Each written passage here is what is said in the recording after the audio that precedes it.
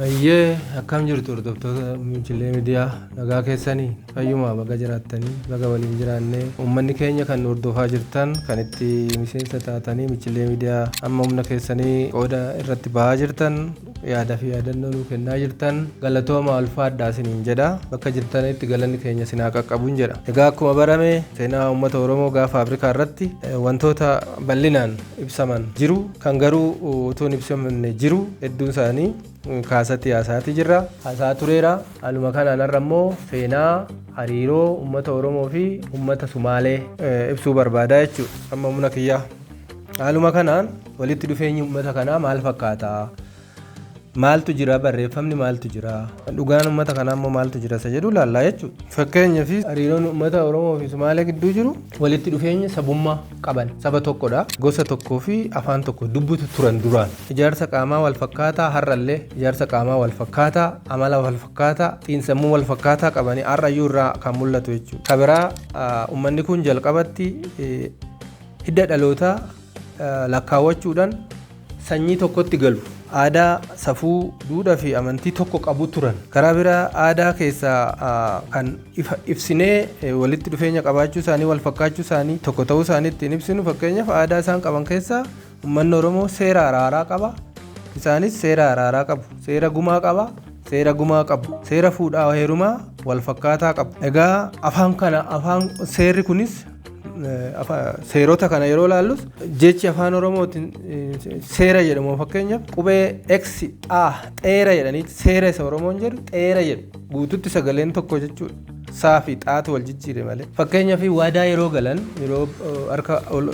waadaa galan in owwaatu yookaan waadaa seenuun fakkeenyaaf kakaa isa jennu jechaadha kakachuu yeroo jedhu owwaata jedhama afaan Oromootiin isaanis waata jedhu jaarsummaa keessatti namoonni jaarsummaa ta'anii dubbatan lakkoofsan akka Oromootti shanacha jedhama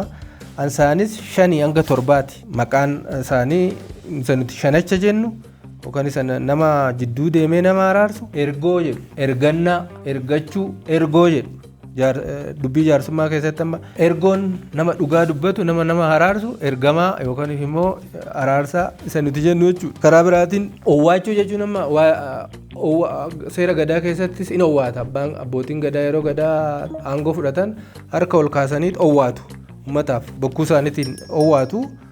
owwaataa jedhama wanni sun isaanillee owwaataa waan jedhu waan akkasii waanuma akkasii waadaa akkasii seenu jira jechuudha karaa biraa maqaa lafootaatti maqaa waan lagaa yeroo fudhanne fakkeenyaaf barbaraa kan isaan jedhan kun borobbore yookaan immoo lafa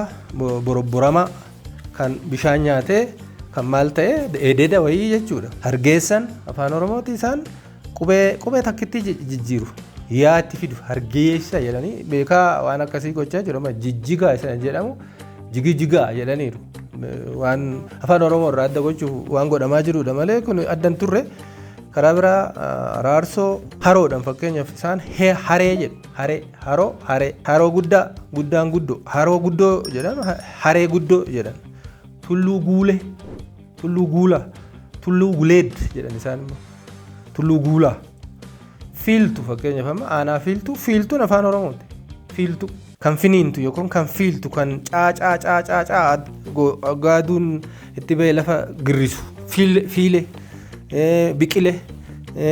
waan akkasii fiiltu jechuun amma kan daftee biqiltu kan daftee daraartu yookaan immoo lafa goodaa yeroo ija namaa ilaalan fiil akka cararii ta'u jechuudha karaa biraa adaayituu jedhaniini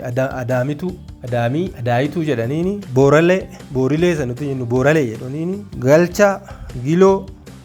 higaaloo isaan kun hundi malkaa gubbaa isaan kun hundi afaan Oromoo wajjiniin tokko afaan Sumaalee ta'anii afaan Oromoo kan ibsanidha egaa namni seenaa Oromoo fi Sumaalee irratti yaada kenne beekamaan Maaneeloo di almaadaa kan jedhamu bara 620 AD keessa Itoophiyaa daawwatee ture Oromoon bara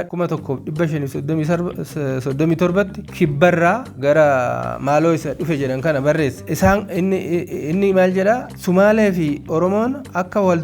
duuba fuuldura dhufan Sumaaleen dura dhufte Oromoon akka booda isarraan jaarraa 14ffaarraa dhufte inni jaarraa 12ffaarraa dhufte jedhee waan barreessee jira. Maal jechuu barbaadee tanani walumaa galatti uummanni kun hariiroo qabaa jechuudha. Visual expression hariiroo aadaa hariiroo nyaata amma jiinitti yoo ilaalame uummanni kun adda miti. Uummanni Sumaalee immoo akka jedhamaa jirutti uummata Ijiptii duriiti jedhameera. Iskoolaroonni adda addaa mirkaneessaniiru kana. Kanaaf Oromoota hin qabamu Sumaaleetu argama akkuma ammaa Sumaalee Oromoo wal mormaa jiran Sumaaleetu Oromoo ta'etti Oromootu Sumaalee toof jijjiira jedha. Isa kanallee hayyoonni jidduutti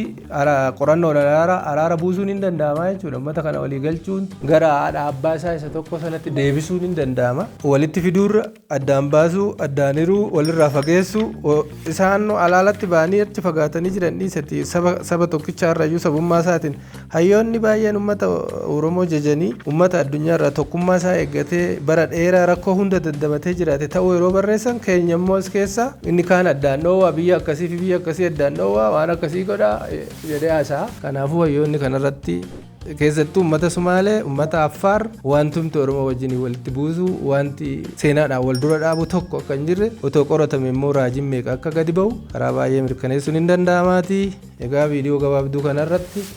waan kana akkuma yaadannootti akka namaaf taa'u dheetanan kana dhiyeessuu barbaade ulfaadhaa jiraadhaa waan na dhaggeeffattaniif galatooma. Egaa viidiyoo keenya immoo akkuma barame nama biraan qaqqabsiisa isiniin jenna mana nagaa taa'a.